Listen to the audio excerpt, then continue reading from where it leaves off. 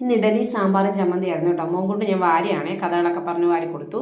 ഇന്ന് അവനെയും കൊണ്ട് നമുക്ക് ഹോസ്പിറ്റലിൽ പോകണം. അതിനു മുമ്പ് അമ്പലത്തിൽ കയറണം. അപ്പം ഞങ്ങൾ യാത്രയായി കേട്ടോ. ഞാനും ഏട്ടനും മാത്രമേ അമ്പലത്തിനകത്തോട്ട് കയറുന്നുള്ളൂ. മോൻകുട്ടിന് പനിയായിട്ട് കുളിച്ചിട്ടില്ല. അപ്പം അക്കയും മോനും വണ്ടിക്കകത്തിരുന്ന് ഞാനും ഏട്ടനും, ശിവൻ്റെ അമ്പലമാണേ, നമ്മളിവിടെ തിരി കൊടുക്കുന്നുണ്ട്. അപ്പോൾ അമ്പലത്തിലൊന്ന് കയറി തൊഴുതിട്ട് വേണം നമുക്ക് മോൻകുട്ടിനെ ഹോസ്പിറ്റലിൽ കാണിക്കാനായിട്ട്. പനിയൊക്കെ മാറി, കഫക്കെട്ടുണ്ട്. അപ്പോൾ ആൻറ്റിബയോട്ടിക് സ്റ്റാർട്ട് ചെയ്യണമെന്ന് അന്നേ പറഞ്ഞായിരുന്നു. അപ്പം ഞാൻ അവനെ കൊണ്ട് ഡോക്ടറെ കാണിക്കാൻ പോവാണ്. അച്ഛനും മോളും വണ്ടിയിലിരുന്നു. അവൾ ആ സമയത്ത് അവിടുത്തെ പാർക്കിലൊക്കെ കയറി കളിക്കുകയൊക്കെ ചെയ്യുമായിരുന്നു കേട്ടോ.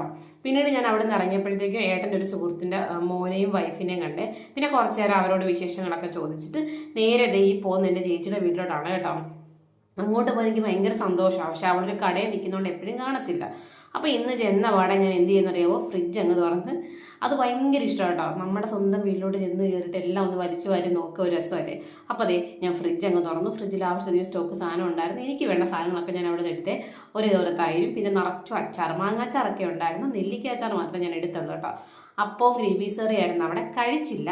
പകരം ഞാൻ എടുക്കാതെ മാക്സിമം സാധനമൊക്കെ സ്റ്റോക്ക് ചെയ്ത് പെട്ടെന്ന് തന്നെ അവിടെ നിന്ന് ഇറങ്ങി കേട്ടോ. അവർക്കും അമ്മയ്ക്കും മോക്കും കടയിൽ പോകണം. അപ്പോൾ അവർ അമ്പലപ്പുഴയിലോട്ട് വരുന്നെന്ന് പറഞ്ഞ്. അപ്പോൾ അവരെ അവരുടെ കടയിലോട്ട് ഇറക്കിയിട്ട് വേണം നമുക്ക് വീട്ടിൽ പോകാനായിട്ട്. അപ്പോൾ അതേ അവരുമായിട്ട് ഞങ്ങൾ